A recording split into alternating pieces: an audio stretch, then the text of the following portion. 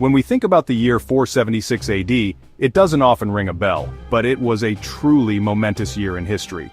This was the year the last Western Roman emperor, a young boy rather amusingly named Romulus Augustulus, was kicked off his throne.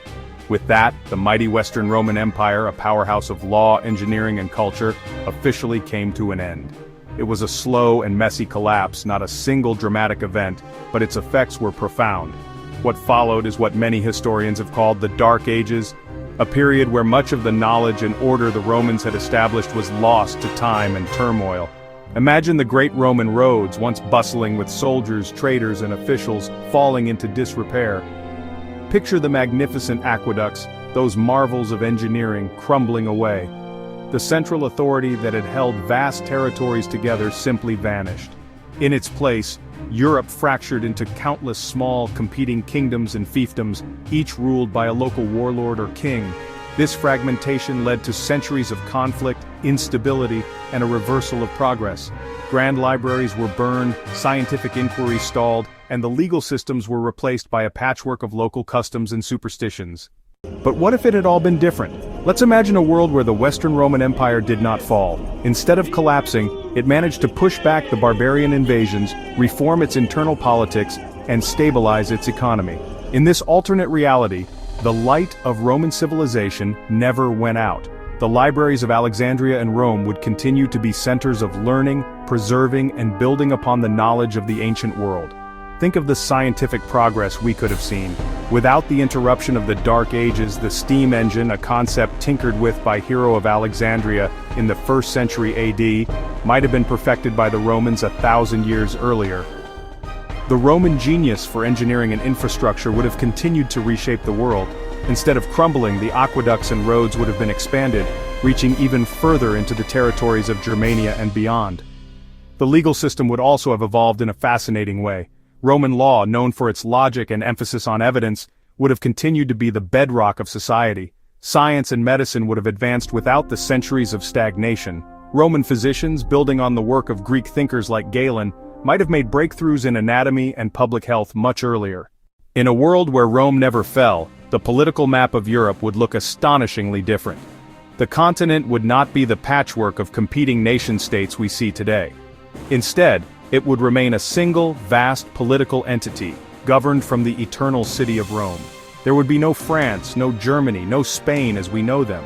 These regions would simply be provinces of the empire, perhaps known by their old Latin names, Gallia, Germania, and Hispania.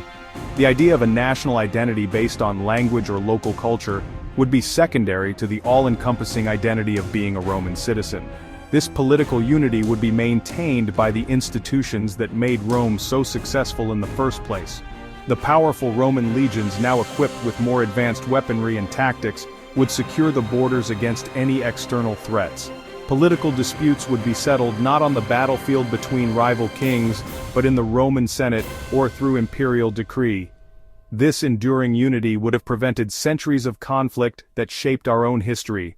The 100 Years' War, the 30 Years' War, the Napoleonic Wars, and the devastating world wars of the 20th century would simply never have happened. Stepping into the modern world of this alternate timeline would be an extraordinary experience. The languages we speak would be unrecognizable. Instead of English, French, and Spanish, most of the Western world would likely speak a form of evolved modern Latin. It would be the universal language of government, commerce, and daily life, much like English is today, but with a direct, unbroken lineage stretching back to Cicero and Caesar. Exploration and global expansion would have been a Roman-led enterprise. Instead of small European kingdoms racing to find sea routes to the Indies, a unified Roman Empire would have likely pioneered overland exploration first. When they eventually turned their attention to the oceans, it would not be with small wooden ships, but perhaps with steam-powered ironclad vessels, making the discovery and colonization of the Americas a swift and centrally organized project under the Roman eagle. Daily life in the year 2025 would be a fascinating blend of the ancient and the hyper-modern. People might still gather in public forums and bathhouses, now equipped with advanced technology, to socialize and debate. The architecture of our cities would be dominated by grand arches, columns, and domes, but constructed from advanced materials like carbon fiber and reinforced concrete. Ultimately, A world ruled by an unbroken Roman Empire would be a world of immense scale and ambition. It would be a world of greater unity, but perhaps less cultural variety, of accelerated technological progress, but with a different political and social structure. We would be the inheritors not of a fragmented medieval past, but of a continuous 2,500-year-old legacy. We would not be British, French, or Italian. We would all be Romans, citizens of an empire upon which the sun truly never set.